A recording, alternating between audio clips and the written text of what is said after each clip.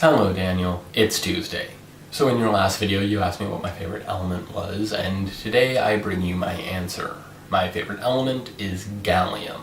For those who don't know, gallium is a metallic element that has a very low melting point, so low in fact that your own body heat will melt it. And this leads to a good opportunity for practical jokes between chemists. The most famous of which being the disappearing spoon. The disappearing spoon being a joke where a chemist buys a spoon made of gallium and gives it to a colleague to stir a hot drink with and then watch in glee as the spoon disappears and their colleague's face reels in terror. Gotta love the disappearing spoon. But all chemistry jokes aside, today I want to talk about my personal identity.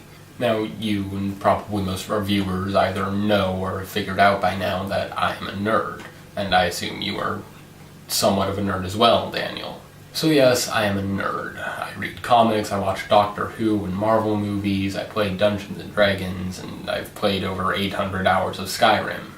I'm not ashamed of any of these things, they're part of my identity.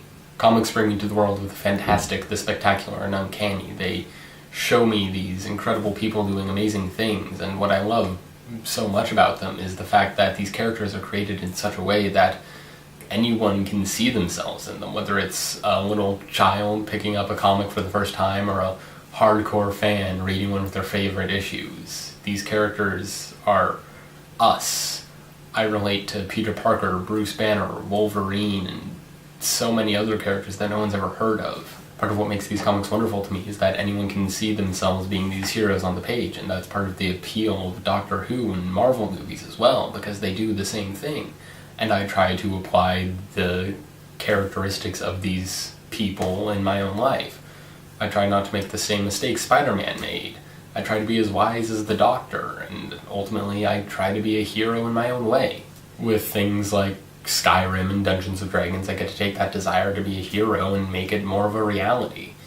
In Skyrim, I've saved the world from dragons, werewolves, vampires, crazy wizards, and power-mad thieves. With my longest-running character in Dungeons and Dragons, me and my fellow party members broke the world and then went on an epic quest to fix it. And part of what made that wonderful is that I had a group of people who could back me up if I got into a sticky situation, and I would do the same thing for them. And today I started rereading one of my favorite books, The Sacred Teachings of Nerd Culture, otherwise known as Geek Wisdom. I first read this book in my sophomore year of high school, and it really helped me through some rough times, and since then I've read it 2 or 3 times a year, and I'm rereading it now, and it's helping me remember who I was, who I am, and who I want to be. So as I'm reminding myself of the person I am, Daniel, I want you to do the same thing. What kind of things do you consider part of your identity? I'll see you on Friday.